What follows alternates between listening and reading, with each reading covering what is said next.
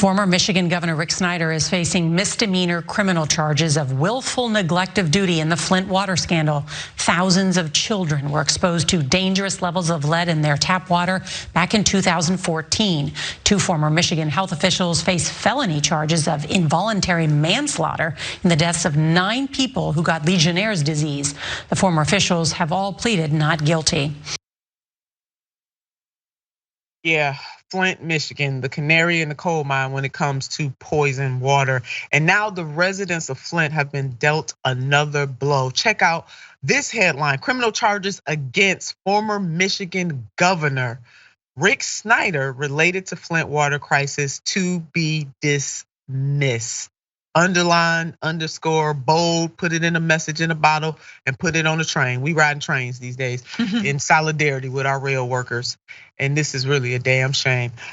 The charges brought against Snyder were not properly brought and must be dismissed at this time. An order signed on December the 7th by Judge K. Beam said. The court order reverses a ruling that denied Snyder's motion to quash the indictment and dismiss the case.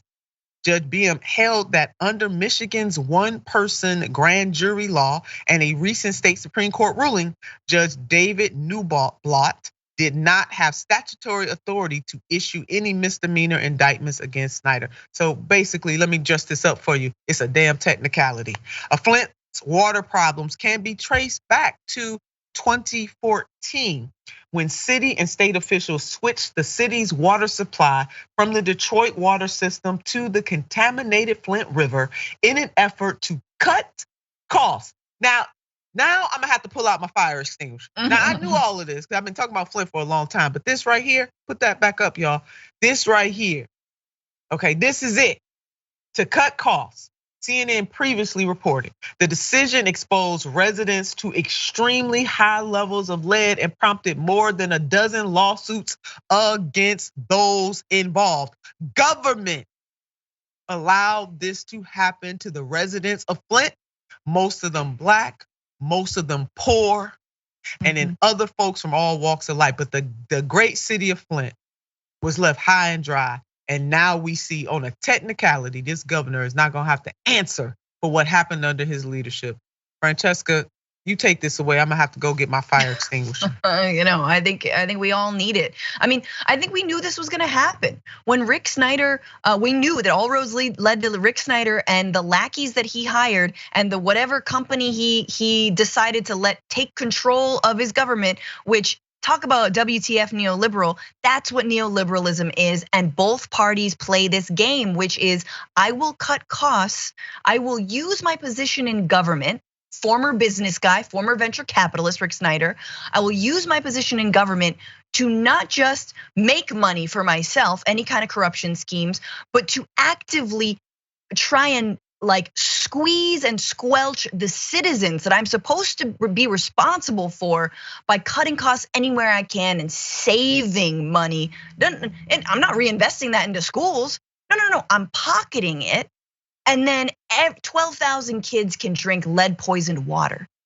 That's it. That is the game. That is neoliberalism in a nutshell, right? It is using your position in power to absolutely hollow out the state and to make everyone else suffer. And so we knew this was gonna happen, and we know these schemes continue to go on and on and on. I mean, you look at Jackson, Mississippi, and you think about the crises there, right? You think about all these different crises that happen when it comes to water, electricity, and you know that neoliberal money grubbing is behind it all. And again, this blood on people's hands, it's a slow rolling murder, but it's murder nevertheless.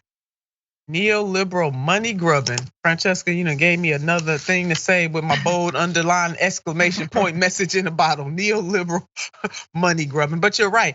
And the fact that so many children, because we know the impacts of lead on children as they developed, and those negative impacts last a lifetime. So it's not like it's something that impacts them in one single solitary moment of their lives. It goes with them for the rest of their lives. And now people who were involved are just getting off scot-free. And I wonder why. Why? Because it was poor people. That's why. And Snyder's attorneys had the audacity to paint him as the victim. If you can believe that, sugar. Okay, can you believe it? Here we go. After years of desperate attempts at political persecution, veiled in amorous and unethical prosecutory efforts, we're pleased to see Judge Beam dismissing the faulty, flawed case against Governor Rick Snyder. The state has already wasted millions of taxpayers' dollars pursuing meritless misdemeanor charges, and this case should now be considered closed.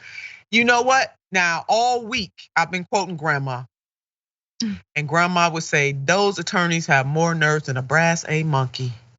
All of those families, all of those children, all of the people impacted for a lifetime, and they got the pure unadulterated gall to say that it was meritless. It's a shame that only misdemeanor charges were brought up against this governor, that he's gonna walk away scot-free and all of his accomplices, and nobody is going to have to pay the debt of what has happened to the families in Flint, Michigan. You know why? Because they poor and they black. That's why. They poor and they white. That's why. They poor and they Hispanic. That's why nobody's gonna have to answer to it.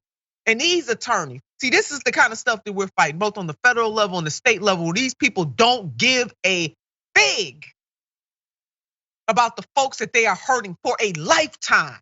The nerve of these folks. But what if you attempt to use a $20 fake bill allegedly at a convenience store? What happens? What happens if you're driving without proper license plates?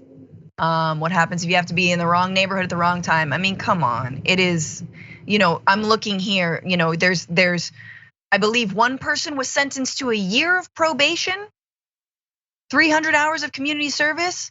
Man, if only for minor possession of marijuana across this country, you could just get, some community service instead of people who are still locked up for that stuff. There it is, Francesca. And while you running off the list, imagine selling loose cigarettes and getting choked out and telling them you can't breathe, and then you end up dead. Or you're Sandra Bland in your car, happy about the prospects of your future, about to go to a job interview and everything, and you get stopped for a minor traffic violation, and then all of a sudden you never come back home. Or you're Breonna Taylor, you get shot to death in your own bed. And this man and his accomplices can get away scot-free. So you know what? Calling this a political persecution is pathetic and it is disgusting. I think Francesca and I have already laid that down. But what about the residents of Flint? That is the major point. That is the point that is being missed here. What's unethical is Rick Snyder's blatant complacency. Shame on this so-called judge and shame on Rick Snyder, really. But his life is gonna be all right, and the lives of his children, his children, they're gonna be all right. But the people in the communities of Flint, they're not gonna be all right. They are still dealing with this crisis. Let's put up this headline right here. Flint is still shaken by its water crisis, and residents are experiencing long-term mental health issues. Because when you are poisoned, that kind of stuff just doesn't go away overnight. It takes months and months and years, and in some cases, depending on how you were impacted, a lifetime. Oh, I sigh deeply, but thankfully, Michigan's Attorney General will appeal the decision. That will cool me off just a little bit. We are confident that the evidence clearly supports the criminal charges against Rick Snyder, and we will not stop until we have exhausted all possible legal options to secure justice for the people of Flint. You better go ahead on, Attorney General of Michigan, exhaust all resources to secure justice for the people in Flint.